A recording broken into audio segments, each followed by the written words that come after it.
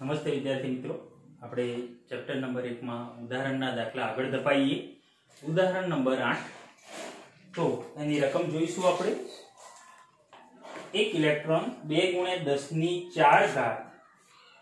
Newton પ્રતિ કુલમના નિયમિત વિદ્યુત ક્ષેત્રમાં, મિત્રો અહીં વિદ્યુત ક્ષેત્ર આપ્યું છે B બરાબર 2 × 10⁴ ન્યૂટન પ્રતિ કુલમ ના વિદ્યુત ક્ષેત્રમાં D બરાબર 1.5 સેન્ટીમીટર અંતરે 1.5 સેન્ટીમીટર અંતરથી મિત્રો શું કરે છે? મુક્ત પતન કરે છે. ઓકે, આકૃતિ એમાં ક્ષેત્રનું મૂલ્ય અચળ રાખીને તેની દિશા ઉલટાવવામાં આવે.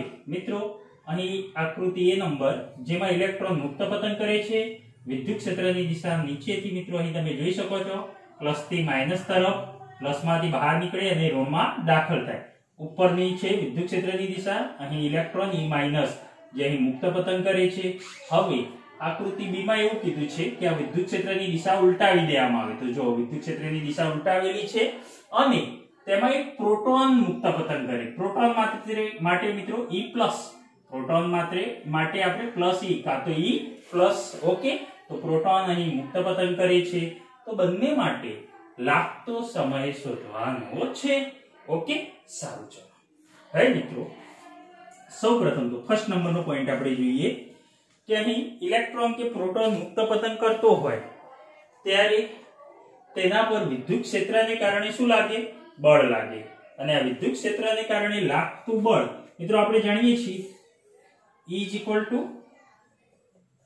એકમ વિદ્યુત ભાર પર લાગતું બળ. સો F બરાબર આના પરથી QE, F = QE. તો અહીં લખાય વિદ્યુત ક્ષેત્રને લીધે લાગતું બળ F = QE. ઓકે, Q વિદ્યુત ભાર પર હાલ મેં ઇલેક્ટ્રોન પ્રોટોન ની ચર્ચા કરી નથી. તો QE જે મિત્રો F એ પરિણામી બળ જેના બરાબર આપણે શું લખીએ છીએ? F = ma QE. સો આના પરથી પ્રવેગ A બરાબર QE/m, પ્રવેગ A બરાબર QE/m. ઓકે, હવે અહીં ઇલેક્ટ્રોન મુક્ત પતન કરે છે, એટલે કે શોર્ટમાં એમ કહું વિદ્યુતભાર મુક્ત પતન કરે છે. કેટલા અંતર છે મિત્રો? આ અંતર કેટલું છે? D 1.5 સેન્ટીમીટર બરાબર 1.5 × 10⁻² મીટર. તો મુક્ત પતન કરતા કાપેલું અંતર અહીં આપણે લખીએ કે મુક્ત પતન કરતા વિદ્યુતભાર માટે D = V0t + 1/2 at². આ સૂત્ર આપણે જાણીએ છીએ. તો આ સૂત્રમાં મિત્રો D અંતર તો D છે એટલે D બરાબર D લખું હું. ઓકે, અને મુક્ત પતન કરતા પદાર્થ માટે પ્રારંભિક વેગ V0 કેટલો હોય? 0 હોય. યસ. ઓકે, તો V0 બરાબર 0. તો અહીં D = 0 + 1/2 at². સો આના ઉપરથી a ને સૂત્ર કરતા બનાવીએ મિત્રો. આ તો 0 છે તો D = 1/2 at². સો a = 2 ને આ બાજુ લઈ જાઓ તો 2D અને t² ક્યાં જશે? નીચે જશે.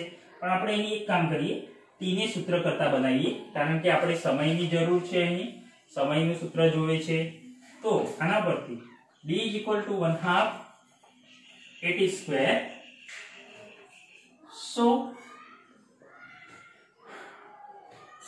so t² = 2D/a. so t = √2D/a. t = √2D/a. Okay, અહીં મિત્રો સમય મળે તમને પ્રવેગ A ના પદમાં. ઓકે, હવે એક કામ કરીએ, એની કિંમત છે આપણા જોડે QE/m. તો અહીં એની જગ્યાએ મૂકી દો QE/m એટલે કે √2D/QE/m. તો m ક્યાં જશે? ઉપર જશે. એનો મતલબ કે t = √2m ઉપર ગયા તો 2mD/QE. તો મિત્રો સમય માટે આપણને મહત્વનું સૂત્ર મળી ગયું જેના પરથી આપણે ઇલેક્ટ્રોન અને પ્રોટોન માટે લાગતો સમય શોધી શકીએ. હવે આ તો મિત્રો મેં વિદ્યુતભાર કોઈ પણ વિદ્યુતભાર માટે સૂત્ર તારવ્યું. ક્રમશઃ મારે ઇલેક્ટ્રોન અને પ્રોટોન માટે આ લાગતો સમય શોધવો છે. તો સૌપ્રથમ પહેલું જોઈએ આપણે ઇલેક્ટ્રોન માટે time of TE is equal to √2 mass of electron into D upon Q એટલે કે વિદ્યુતભાર કોણ મિત્રો ઇલેક્ટ્રોન માટે Q બરાબર E yes is equal to મૂલ્ય તો કેટલું થાય 1.6 ગુણ્યા 10 ની -19 કુલમ. તો અહીં મૂકી દઈએ આપણે E okay electron so √2 me mass of electron મિત્રો mass of electron પણ તમે જાણો છો me is equal to 9.1 ગુણ્યા 10 ની -31 કિલોગ્રામ. ઓકે ચલો mass of electron મૂકી દો અહીં તો 9.1 ગુણ્યા 10 ની -31 ગુણ્યા d બરાબર તમારા જોઈએ છે 1.5 ગુણ્યા 10 ની -2 મીટર ભાગ્યા e 1.6 ગુણ્યા 10 ની -19 કુલમ ઇલેક્ટ્રોનનો વિદ્યુતભારનું મૂલ્ય અને વિદ્યુત ક્ષેત્ર E બરાબર 2 ગુણ્યા 10 ની 4. મિત્રો આનું સાદુરૂપ આપીશું તો આપણને TE બરાબર મળશે 2.9 ગુણ્યા 10 ની -9 સેકન્ડ એટલે કે 2.9 નેનો સેકન્ડ એમ પણ લખી શકાય. ચલો આપણને ટાઈમ ઓફ ઇલેક્ટ્રોનની મુક્ત પતંગ કરતા લાગતો સમય મળે. એ જ રીતે સેકન્ડ નંબર આપણે શોધીએ આ જ રીતે પ્રોટોન માટે. તો મિત્રો પ્રોટોન માટે પણ આ જ સૂત્ર વિદ્યુતભારનું મૂલ્ય તો સમાન રહેશે. તો અહીં પ્રોટોન માટે આપણે લખીએ TP √ આના જ પરથી 2 માસ ઓફ પ્રોટોન ઇન્ટુ D અંતર તો સમાન છે અપોન Q એટલે વિદ્યુતભાર પ્રોટોન પરનો એટલે કે Q બરાબર E ઇન્ટુ E પ્રોટોન પરનો વિદ્યુતભાર QP બરાબર E. હવે અહીંયા પણ આપણે કિંમતો મૂકી દઈએ મિત્રો. જ્યાં હું લખું માસ ઓફ પ્રોટોન તમે જાણો છો 1.67 ગુણ્યા 10 ની -27 કિલોગ્રામ. ઓકે તમને આપેલું હશે અંદર આમાં કિંમતો મૂકી દો બધી.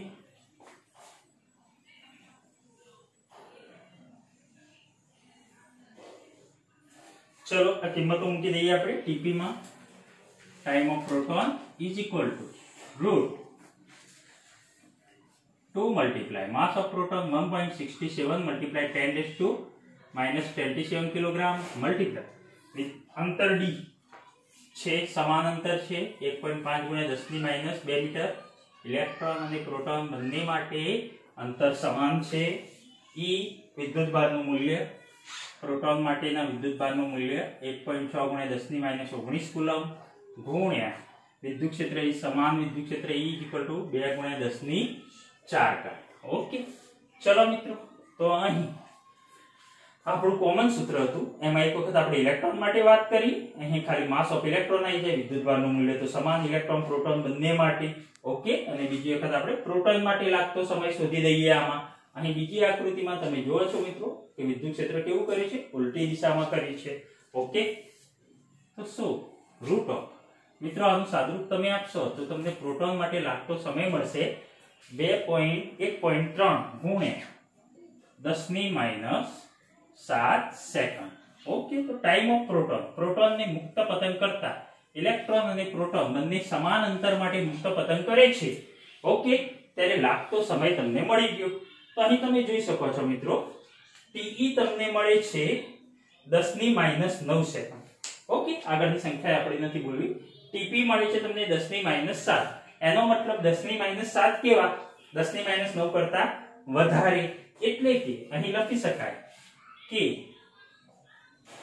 પ્રોટોનને લાગતો સમય TP is greater than TE. TP is greater than TE. મિત્રો આપણે નક્કી કરી શકીએ છીએ કે જેનું દળ વધારે અને લાગતો સમય પણ કેવો વધારે. અહીં જો માસ ઓફ પ્રોટોન यानी कि અહીં દળ અંશમાં છે. જેનું દળ વધારે અંતર સમાન છે વિદ્યુત ક્ષેત્ર સમાન છે વિદ્યુતભારનું મૂલ્ય સમાન છે તો દળ વધારે એના માટે લાગતો સમય પણ કેવો વધારે. તો આના ઉપરથી મિત્રો આપણે કોમન સૂત્ર બનાવી શકીએ 2 અચળ d અચળ q અચળ ને e અચળ. તો t ચલે છે √m. તો મિત્રો આપણે ઘણી વખત MCQ માં પણ આનો ઉપયોગ થાય છે આ સૂત્રનો. તો તો એમસીક્યુ માટે આ ખાસ આ સૂત્રનો ઉપયોગ કરીશું. ઓકે, ધારો કે બે પ્રોટોન અને ઇલેક્ટ્રોન, અહીં તમારે ગુણોત્તર શોધવો હોય તો Tp/Te is equal to √Mp/Me. તો આ સૂત્રનો ઉપયોગ કરી શકો છો. ઓકે, હવે આપણને આગળ શું કીધું છે મિત્રો? તો આ લાગતા સમયની આપણે સરખામણી કરી દીધી. હજી પ્રવેગની વાત કરીએ તો ધારો કે પ્રોટોન પરનો પ્રવેગ, પ્રોટોન માટે પ્રવેગ શોધી દઈએ. પ્રોટોનનો વિદ્યુત ક્ષેત્રમાં, યસ ને મિત્રો, વિદ્યુત ક્ષેત્રમાં છે. તો વિદ્યુત ક્ષેત્રમાં પ્રવેગ, અહીં આપણે આ સૂત્રનો સીધો ઉપયોગ કરી શકીએ. A = QE/m. તો આના પરથી મિત્રો આપણે લખી શકીએ A = QE/m પરથી A = EE, વિદ્યુતભારનું મૂલ્ય Q = E, પ્રોટોન પરના ભાગ્યા માસ ઓફ પ્રોટોન Mp. તો મિત્રો અહીં મૂકી દો E = 1.6 × 10⁻19, વિદ્યુત ક્ષેત્ર E બરાબર 2 × 10⁴ ભાગ્યા માસ ઓફ પ્રોટોન 1.67 × 10⁻27 કિલોગ્રામ. તો અહીં તમને પ્રોટોનનો પ્રવેગ AP મળશે તમને 1.9 × 10⁻12, 1.9 × 10⁻12 પ્રવેગ મીટર પ્રતિ સેકન્ડ સ્ક્વેર. તો મિત્રો અહીં તમે જોઈ શકો છો વિદ્યુત ક્ષેત્રમાં આ પ્રોટોનનો પ્રવેગ 10⁻12 મીટર પ્રતિ સેકન્ડ સ્ક્વેર. આ જ રીતે ઇલેક્ટ્રોનનો શોધશો મિત્રો તો પણ તમને ઘણો વધારે મળશે. એનો મતલબ એવો થયો કે વિદ્યુત ક્ષેત્રમાં જ્યારે પ્રોટોન કે ઇલેક્ટ્રોન મુક્ત પતન કરે છે ત્યારે મિત્રો આપણે એવું કહી શકીએ કે ગુરુત્વની અસર, ગુરુત્વ પ્રવેગની અસર આપણે અવગણી શકીએ છીએ, ગુરુત્વ બળની અસર અવગણી શકીએ છીએ. કેમ? તો જુઓ મિત્રો, ગુરુત્વ બળ માટે મિત્રો ગુરુત્વ પ્રવેગ g નું મૂલ્ય કેટલું છે? 9.8 મીટર પ્રતિ સેકન્ડ સ્ક્વેર. તો મિત્રો ગુરુત્વ પ્રવેગ g નું મૂલ્ય 9.8 જ છે, જ્યારે આ તો કેટલો છે મિત્રો 10⁻12 મીટર પ્રતિ સેકન્ડ સ્ક્વેર છે. તો મિત્રો આ દાખલામાં આપણે ગુરુત્વની અસર અવગણવી હોય તો અવગણી શકીએ છીએ, કારણ કે વિદ્યુત ક્ષેત્રની અસર હેઠળ પ્રોટોનનો પ્રવેગ ઘણો વધારે છે વિદ્યુત ક્ષેત્રમાં. ઓકે, તો આ વસ્તુ ખાસ ધ્યાન રાખજો. ઓકે, બીજું મિત્રો એમસીક્યુ અહીં તમે તારવી શકો છો આ સૂત્ર ઉપરથી, પછી આ સૂત્ર ઉપરથી પણ મિત્રો અહીં તમે જોઈ શકો છો કોનો પ્રવેગ વધારે અને કોનો પ્રવેગ ઓછો.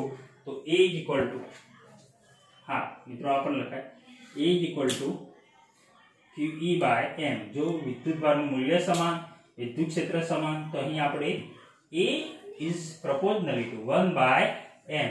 આ સૂત્ર ઉપરથી મિત્રો તમે શોધી શકો છો જેનું દળ વધારે હશે, જેનું દળ વધારે એનો પ્રવેગ કેવો? ઓછો. તો જો મારે પ્રોટોન અને ઇલેક્ટ્રોન માટે વાત કરવી હોય તો એવું કહી શકાય કે પ્રોટોનનું દળ વધારે છે એટલે એનો પ્રવેગ કેવો હશે? ઓછો હશે. એટલે કે એવું કહી શકાય કે MP is greater than Me. Mass of proton એ ઇલેક્ટ્રોનના દળ કરતા કેવું છે? વધારે છે. એનો મતલબ AP પ્રવેગ એનો ઓછો દળ વધારે એનું, તો AP less than AE. Clear? તો મિત્રો આ દાખલામાં ઘણા MCQ પણ આવી જાય છે અને આખો દાખલો પણ છે.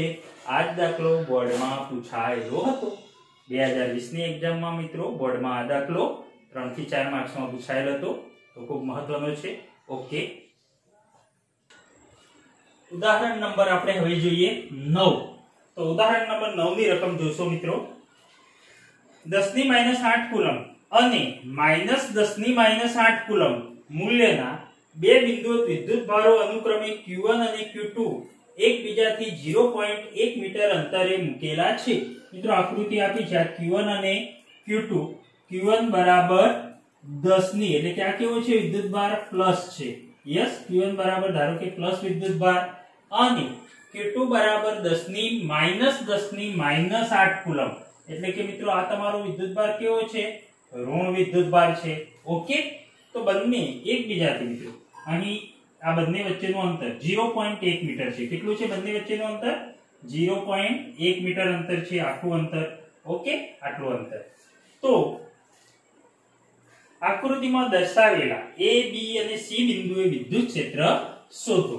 તો હવે મિત્રો આપણે ધ્યાન રાખીએ કે અહીં આકૃતિમાં Q1 અને Q2 વિદ્યુતભાર મૂક્યા છે. Q1 બરાબર 10⁻8 કુલમ અને Q2 બરાબર -10⁻8 કુલમ. એટલે Q1 ધન છે અને Q2 ઋણ છે. પરંતુ મૂલ્ય બંનેના કેવા છે? સમાન છે. 10 ની -8 કુલમ 10 ની -8 કુલમ એટલે કે મિત્રો Q1 બરાબર Q2 બરાબર મૂલ્યમાં આપણે સમાન મૂલ્ય Q લઈ શકીએ. દાખલો ગણતી વખતે આપણે મિત્રો વિદ્યુત ક્ષેત્રમાં પ્લસ મૂલ્ય 10 ની -8 કુલમ મૂકીશું. ઓકે, સારું. તો હવે જોઈએ અહીં Q1 પ્લસ છે, ઓકે, અને Q2 માઈનસ છે. બંને વચ્ચેનું અંતર 0.1 મીટર અને આ વચ્ચે મધ્યમાં એ બિંદુ આપેલું છે, તેનો મતલબ 0.1. તો મિત્રો Q1 થી A સુધીનું અંતર 0.05 થશે, અડધું આનું, અને Q2 થી A સુધીનું અંતર 0.05 એટલે કે અંતર કેવું રહેશે? બંનેનું સમાન. એ જ રીતે મિત્રો અહીં C બિંદુ છે, ત્યાં સુધીનું અંતર 0.1 મીટર, 0.1 મીટર. ઓકે, એટલે કે ત્રિકોણ સમબાજુ છે, ત્રણ બાજુના અંતરો કેવા છે? સમાન છે. તો અહીં A બિંદુ આપેલ છે, અહીં C બિંદુ આપેલ છે અને અહીં B બિંદુ આપેલ છે. તો અનુક્રમે મિત્રો આ બંને વિદ્યુત ભારોને લીધે A બિંદુ, B બિંદુ અને આપણે C બિંદુએ વિદ્યુત ક્ષેત્ર શોધવું છે, પરિણામી વિદ્યુત ક્ષેત્ર શોધવું છે. તો ચલો મિત્રો જોઈએ. તો સૌપ્રથમ આપણે A બિંદુ લઈએ મિત્રો. તો અહીં Q1 પ્લસ વિદ્યુત ભાર છે, તો Q1 ને લીધે A બિંદુ આગળ વિદ્યુત ક્ષેત્ર કઈ રીતે? મિત્રો આ રીતે કોઈ પ્લસ વિદ્યુત ભાર હોય તેમાંથી વિદ્યુત ક્ષેત્ર તમે દર્શાવશો તો આ રીતે દર્શાવશો, બહાર નીકળતું, બંને બાજુ બહાર નીકળતું.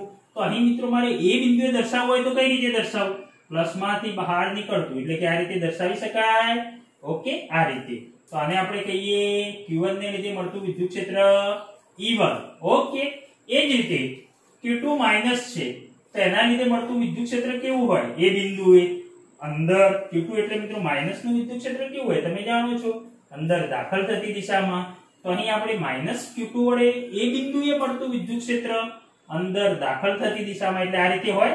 તો આને આપણે કહીએ E2 મિત્રો. ઓકે, સારું. તો અહીં મિત્રો A બિંદુએ મારે પરિણામી વિદ્યુત ક્ષેત્ર શોધવું હતું. કોના લીધે? Q1 અને Q2 ના લીધે.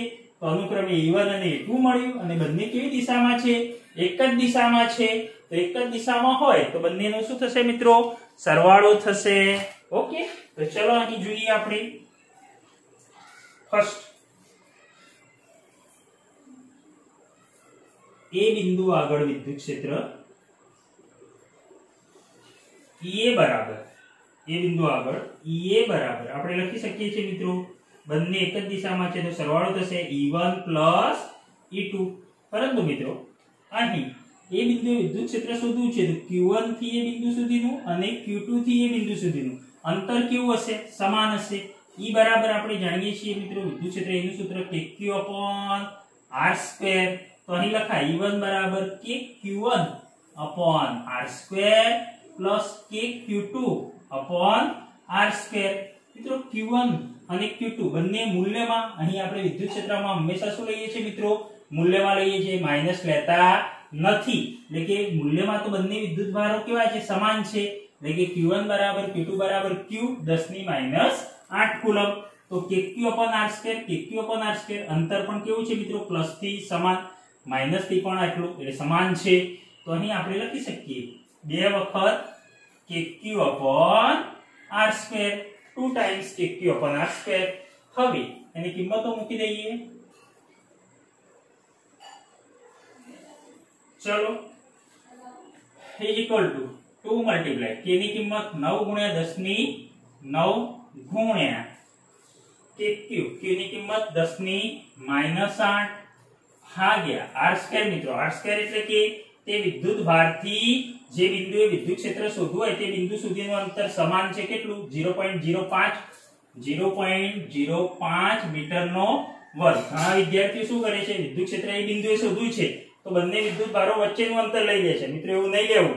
હંમેશા કોઈ પણ બિંદુએ વિદ્યુત ક્ષેત્ર શોધવું હોય તો જે તે વિદ્યુત ભારથી તે બિંદુ સુધીનું અંતર ધ્યાનમાં લેવું. ઓકે, સારું.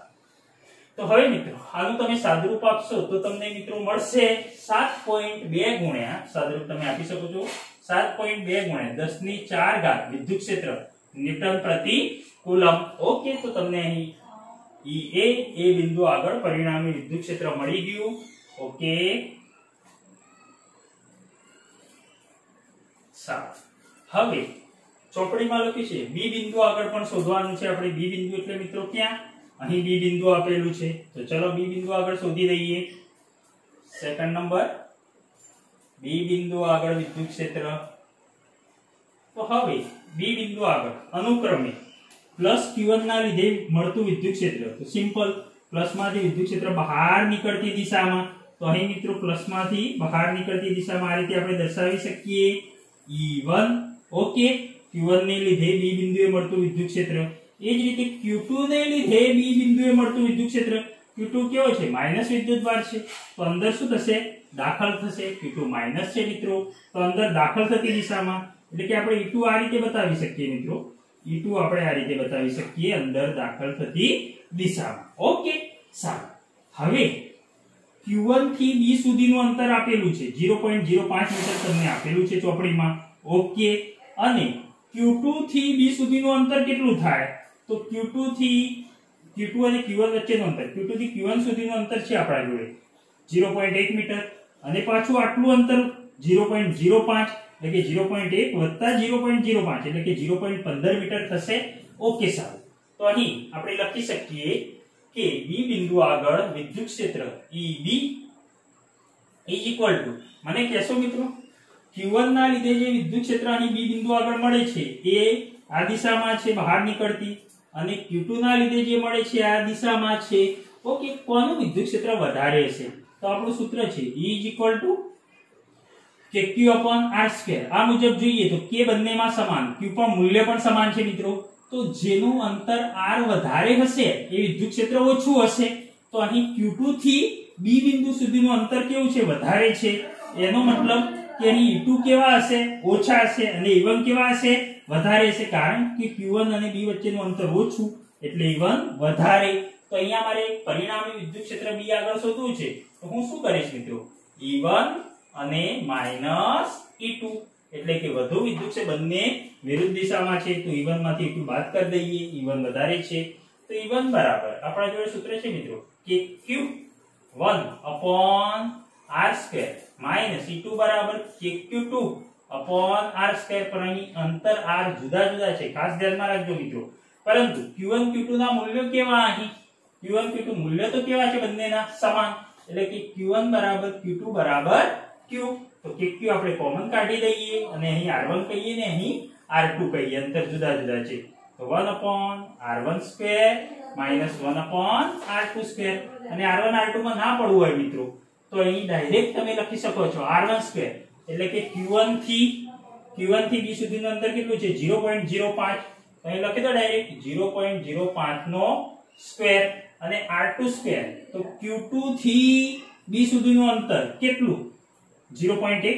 આટલાથી આટલું 0.1 અને આટલું 0.05, તો 0.15 મીટર થશે B સુધીનું માઈનસ થી. ઓકે, તો અહીં લખી દઉં છું મિત્રો 0.15 મીટર નો સ્ક્વેર. ઓકે, સારું. ચલો હવે કિંમતો મૂકી દઈએ KQ કોમન કાઢીને. તો KQ કોમન કાઢો, બ્રેકેટમાં 1/0.05 નો સ્ક્વેર માઈનસ 1/0.15 નો સ્ક્વેર. તો K ની કિંમત 9 × 10⁹ વિદ્યુતભાર Q = 10⁻⁻8 અને 1/0.05 એટલે કે મિત્રો એવું લખાય 5 નો વર્ગ 25, અને અહીં 0.05 બે વખત, એટલે કે ઉપર કેટલા મૂકી દેવાના? 10⁴ આવશે, એટલે કે 10,000/25. એટલે કે સાદુરૂપ આપશો તમે તો લગભગ તમને મળે 10,000/25, એટલે કે 25 * 400 મળશે. અહીં 400 માઈનસ અહીં 15 નો વર્ગ 225, અને ઉપર 10 ની 4 જતી રહેશે, એટલે કે એનો તમે ભાગાકાર કરશો તો એ લગભગ તમને મળશે 44.44. ઓકે, તમે આપજો સાદુરૂપ. ઓકે, તો મિત્રો 9 × 10⁹ એટલે 990 મલ્ટીપ્લાય કરી દેશો તમે, તો અહીં તમને આનો જવાબ મળશે 3.2 × 3.2 મલ્ટીપ્લાય 10⁴ ન્યૂટન પ્રતિ કુલમ. તો અહીં બી બિંદુ આગળ વિદ્યુત ક્ષેત્ર તમને મળશે 3.2 × 10⁴ બી બિંદુ આગળ. મિત્રો મને કહેશો આ પરિણામી વિદ્યુત ક્ષેત્ર જે છે બી બિંદુ આગળ આ કઈ દિશામાં હશે? મારે દિશા પણ જોઈએ છે, તો કઈ દિશામાં? તો સિમ્પલ, E1 નું મૂલ્ય વધારે છે, તો B ની ડાબી બાજુ અહીં લખાય મિત્રો, B ની ડાબી બાજુની દિશામાં, B ની ડાબી બાજુની દિશા. ઓકે, એટલે કે એમ લખાય કે AB ની દિશા અને એ જ રીતે ઈ એ કઈ બાજુ મળતું હતું પરિણામી આ બાજુ મળતું હતું એટલે કે કોની દિશા એ ની જમણી બાજુ અહીં લખાય એ ની જમણી બાજુ ઓકે હવે સી બિંદુ આગળ પરિણામી વિદ્યુત ક્ષેત્ર આપણે શોધી દઈએ તો સી બિંદુ આગળ ચલો મિત્રો સી બિંદુ આગળ કોના વડે વિદ્યુત ક્ષેત્ર મળશે વિદ્યુત ભારને લીધે Q1 અને Q2 ના લીધે તો બોલો પ્લસ Q1 ને કારણે પ્લસ Q1 છે તો પ્લસ માંથી વિદ્યુત ક્ષેત્ર કેમ બહાર નીકળતી દિશામાં અહીં પ્લસ ના લીધે મળતું વિદ્યુત ક્ષેત્ર Q1 ના લીધે મળતું વિદ્યુત ક્ષેત્રને હું શું કહું E1 ઓકે એ જ રીતે Q2 ના લીધે સી બિંદુ આગળ મળતું વિદ્યુત ક્ષેત્ર માઈનસ છે તો અંદર દાખલ થતી દિશામાં તો અહીં આપણે આ રીતે દર્શાવી શકીએ મિત્રો ઓકે આ આપણા E2 યસ ઓકે હવે પરિણામી વિદ્યુત ક્ષેત્ર કેમ મળશે તો સિમ્પલ અહીં આપણે સમાંતર બાજુ ચતુષ્કોણ આ રીતે દોરી શકીએ છીએ યસ ઓકે તો પરિણામી વિદ્યુત ક્ષેત્ર આ દિશામાં મળશે આપણને જેને આપણે કહીએ EC ક્લિયર તો અહીં મારે EC શોધવા છે તો એક કામ કરીએ આપણા જોડે સૂત્ર છે પરિણામી વિદ્યુત ક્ષેત્રનું આ બંને વિદ્યુત ભારો વચ્ચેનો ખૂણો કેટલો આટલો એટલે કેટલો થશે મિત્રો આટલો આ સમબાજુ ત્રિકોણ છે તો આ ખૂણો કેટલો 60 હોય તો આટલો કેટલો આમ સીધી રેખા છે મિત્રો તો આટલો ખૂણો 60 છે તો આટલો કેટલો હોય 120 એટલે કે આ ખૂણો થશે 120 બંને વિદ્યુત ક્ષેત્ર વચ્ચેનો E1 અને E2 તો અહીં પહેલા તો આપણે મિત્રો E1 અને E2 અલગથી શોધી લઈએ તો અહીં મને કહેશો E1 અને E2 જે છે Q1 થી અંતર C સુધીનું 0.1 છે Q2 થી C સુધીનું અંતર 0.1 છે અંતર સમાન છે વિદ્યુત ભારના મૂલ્યો સમાન છે તો અહીં લખી શકાય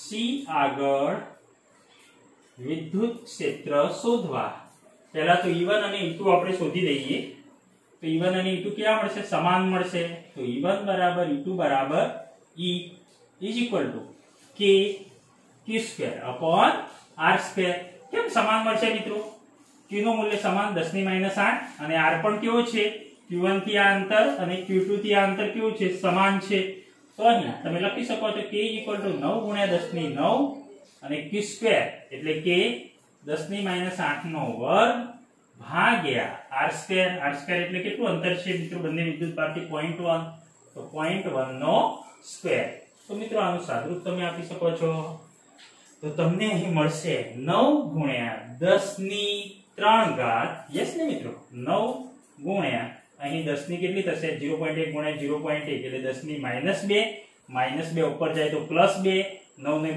11 અને 8 દુ 16 -16 11 ને 10⁻2 અને 8 દુ 16 એટલે કે 10 ની તમને મળશે k2/r². હા અહીંયા ભૂલ થઈ છે મિત્રો k2² ને kq યસ આ ભૂલ થાય છે kq/r² એટલે કે 10 ની 9 અને 10⁻8 એટલે 10 ની 1 અને 10⁻2 ઉપર જાય તો 9 * 10⁻³ ન્યૂટન પ્રતિ કુલમ ક્લિયર તો અહીં મિત્રો તમને E1 અને E2 મળી ગયા હવે માત્ર મારે EC શોધવા છે પરિણામી વિદ્યુત ક્ષેત્ર તો આપણે જાણીએ છીએ મિત્રો પરિણામી વિદ્યુત ક્ષેત્ર EC શોધવા હોય તો આપણે અહીં લખી શકીએ EC is equal to E1 plus E2 yes or no મિત્રો EC is equal to E1 plus E2 આપણે જાણતા હતા ને આ રીતે આ A આ B તો આનું પરિણામી વિદ્યુત ક્ષેત્ર કયું મિત્રો R આ રીતે હોય R તો R is equal to શું લખતા હતા A plus B so mod of R is equal to વર્ગમૂળમાં resultant vector R is equal to વર્ગમૂળમાં A² plus B² plus 2AB cos θ તો એ જ રીતે મિત્રો અહીં આપણે લખી શકીએ EC is equal to વર્ગમૂળમાં E1² plus E2² plus 2E1 E2 cos θ કેટલા 120 degree yes plus 2E1 E2 cos θ 120 પરંતુ E1 બરાબર E2 બરાબર તો શું મળશે E મળશે મૂલ્ય સમાન છે વિદ્યુત ક્ષેત્રનું તો વર્ગમૂળમાં E² plus 2EE એટલે કે 2E² cos 120 ની કિંમત -1/2 2 કેન્સલ તો અહીં વર્ગમૂળમાં E² plus E² minus plus minus square square square cancel वर्गमूळमां e स्क्वेर बराबर e मित्रों e ना जेटલું જ મળશે અહીં e1 અને e2 ના જેટલું જ મળશે e1 બરાબર e2 બરાબર e કેટલું 9 ગુણ્યા 10 ની 3 ઘાત ન્યૂટન પ્રતિ કુલમ આટલું વિદ્યુત ક્ષેત્ર મળશે કઈ દિશામાં તો આ દિશા કોની દિશા મિત્રો અહીં લખાય જમણી બાજુની દિશા c થી જમણી બાજુ c ની જમણી બાજુ બોલો ક્લિયર મિત્રો તો આવડો જોઈએ દાખલો ખૂબ મહત્વનો છે ઓકે